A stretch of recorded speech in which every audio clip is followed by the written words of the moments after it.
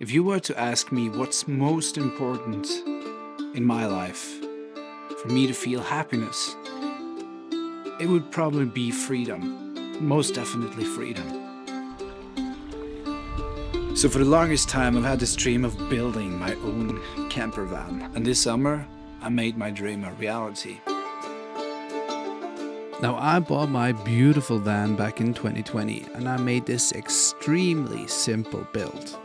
The whole back of the car was just a huge bed and then I attached a tent to it. And it worked. But it wasn't enough. Now, I'm a full-time photographer and videographer, and when I say full-time, I mean all the time, because it's also my main hobby. So that's why I need a camper van with some power in it to charge all my gear while I'm out traveling. But the problem here was that I knew nothing about building vans and even less about how to do the electric parts. And man, was I stressed at times. The first order of business was to learn how to build a van and then how to wire the electricity before ordering all the parts that I needed.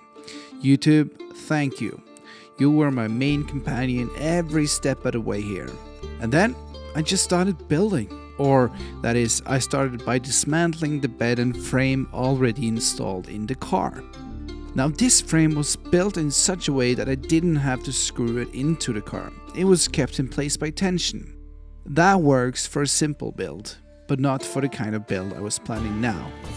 After removing the bed, I started sketching up where I wanted to put my bed and where I wanted my shelves and desk to be, because I was planning on being able to have a workspace while out traveling.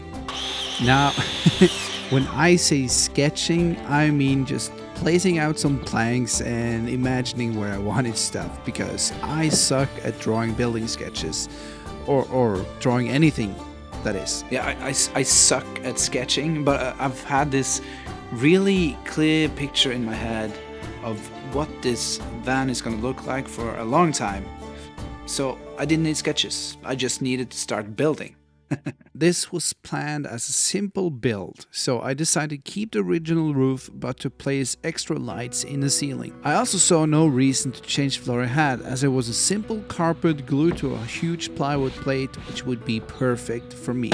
Another thing to remember is that the car is registered in Norway. Because of that, I'm not allowed to remove the walls sectioning off the front of the car from the back room. And there's nothing I can do about it. My parents were kind enough to lend me their whole garage to build this van, and they were also kind enough to listen to me while I explained my crazy idea for the build, when all I had to show them were 2 planks in the back of the van. I don't know if they believed in me, but they did lend me their garage and they didn't hold me back. One thing I recommend when working with thin planks and thick screws is to always pre-drill every hole. It might be a hassle, but it's worth it. Now, screwing in the first planks to the wooden floor, that was not a big deal to me. But the first time I drilled something into the car itself, I was so scared. But after doing it a couple of times, I got the hang of it and the frame started taking shape. I don't know how much time, thought you have put into this, but have you seen those cool drawers that extend out from the back of the car and they open the door, you got the drawer, and then this guy or girl is standing there making coffee and you got this crazy view behind them? I needed that. I needed that. I needed that more than I needed a bed, kind of. So the first order of business was to make this drawer. I did some simple measures and then I started building the frame.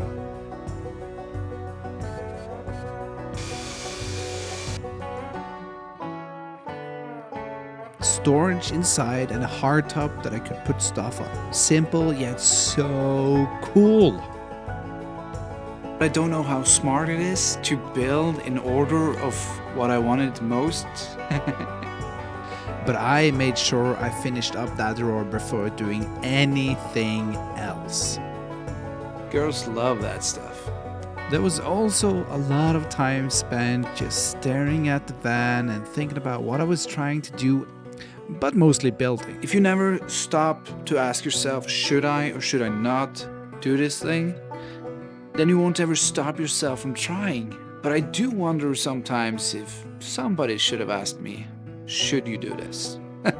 Now, since I had this stupid wall in front I couldn't remove, I decided to build a storage space and a shelf in the front. This is where I would put all the electricity, a fridge and other stuff. Kind of like a small little garage, as some call it when they have huge campervans. My skill in building didn't allow me to build things perfectly.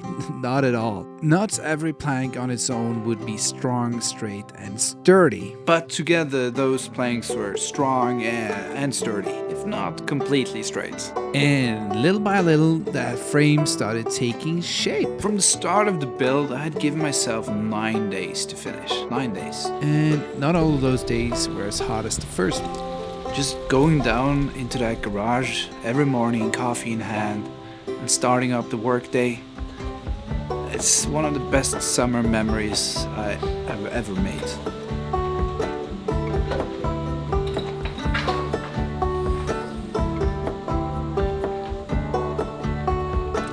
Before starting on the electricity, I wanted to have most of the frame done, but soon I had done all I could do, and waiting for the electric parts was all I had left to do.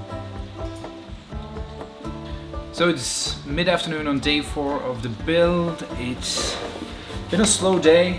As you can see, I'm done with most of the framing and I'm just waiting for the electricity parts. It was supposed to arrive today. It's now around 3 o'clock in the afternoon and it's still not here.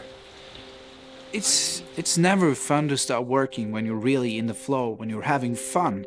I was so eager to get going, but these parts never seem to arrive. Until they did. First thing to do was to just see what everything was and organize it somehow. Tons of cables and parts I did not know how to use. And of course, I realized I hadn't bought all the parts. So we're now on day 6 technically, but day 5 was used to travel to Stavanger to buy one part that I was missing. So today we're starting on what I see as the most interesting. Well, I felt even more clueless after getting all the parts. I had no idea how I would be able to get a cable from my car's starter battery to the back of the car. So I decided to tackle that problem first. I found a video on YouTube explaining it somehow, and then I found my own way of doing it and it worked out. I had to drill a hole through the wall section of the car, and since the edge got pretty sharp, I decided to use some tape around the cable to protect it from being cut open when the car was moving. After that, I wanted to get the 2 spotlights in the ceiling placed, since that was the thing that was keeping me from finishing up the frame of the shelf and desk. I could probably have done this in a more professional way. I never claimed to be a perfectionist, I was going for good enough. I then found where I wanted to place the battery and then secured it into place with a frame. Honestly, there's probably tons of ways I could have done this smarter or better, but I was going for space efficiency. I learned from people on YouTube that placing out the appliances and finding out where I wanted them to be before attaching anything was a smart thing to do.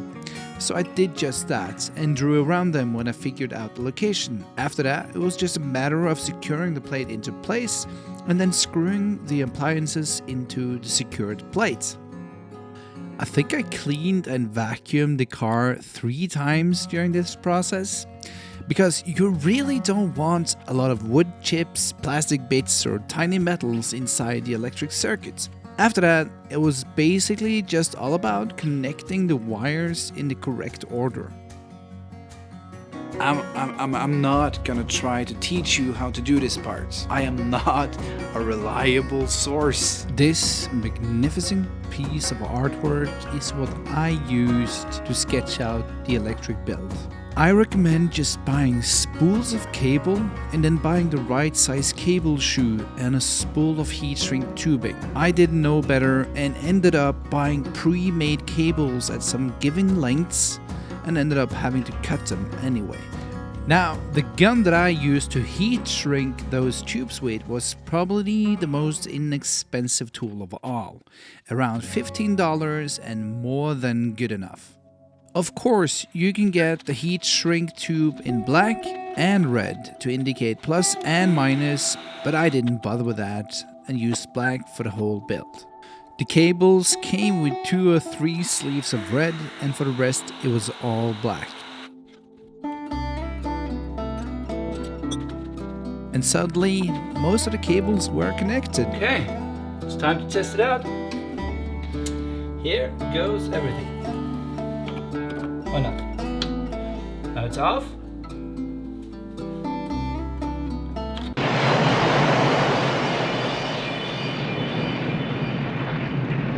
Well, it wasn't as exciting as that. I had no lights or USB ports connected, so nothing interesting to show, but the different appliances showed signs of life. After doing all of this, I cleaned again, and then went on finishing up the frame for the rest of the build.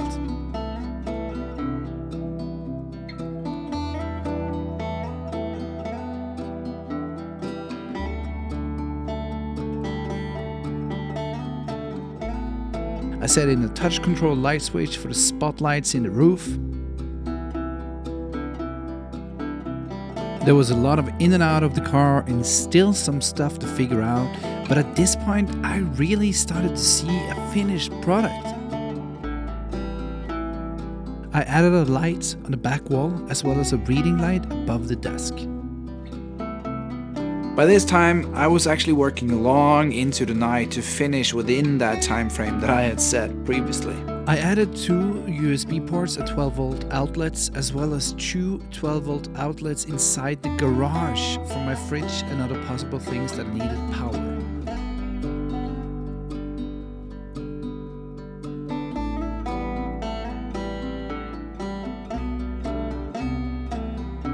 After all that was done, I built a door for the garage, and then I was just left with the task of cutting panels for the wall and bed.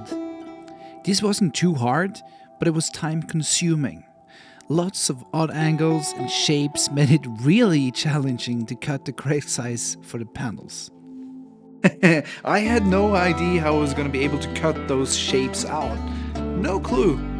I ended up having this idea of drawing lines at 1 centimeter intervals and then measuring at 1 centimeter intervals along a flat edge and then cutting along these measures like a line, dots. And it worked. Like it might not have been the most efficient and elegant way of doing it, but it worked, and as I said, good enough. And plate by plate, I covered up all parts of the frame. The final day was spent covering up the rest of the frame and finishing up the bed. Now, I plan on bringing Lisa along with me on my trips with the van, so I needed the bed to be a small twin-size bed and also a bench I could sit on. The solution was simple, a folding bed. Now, I looked online for several ways of solving this problem, but I like this solution the best. Still, I had one problem. For most of the bed, there was something to hold the plate up, but for the last part, I was missing supports. Honestly, this is probably the most ingenious part of the whole build, in my opinion. I actually dreamt of this solution. Like, I was dreaming and then it came to me and it actually worked. And like that, the build was done, almost. I had done all I needed and wanted to do at my parents' place. Now I needed to get back to Tromsø where I would finish the rest of the build. I plan on painting it and finishing up this video as soon as I could. You know, like, suddenly life starts happening to you. Our 2-week Tromsø autumn came and went, and I managed to squeeze in the job of painting the car. A couple of more weeks passed by before I managed to borrow a sewing machine and design my own bed/sofa part. And bam!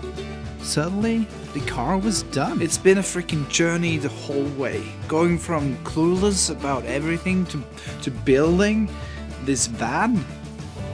Wow.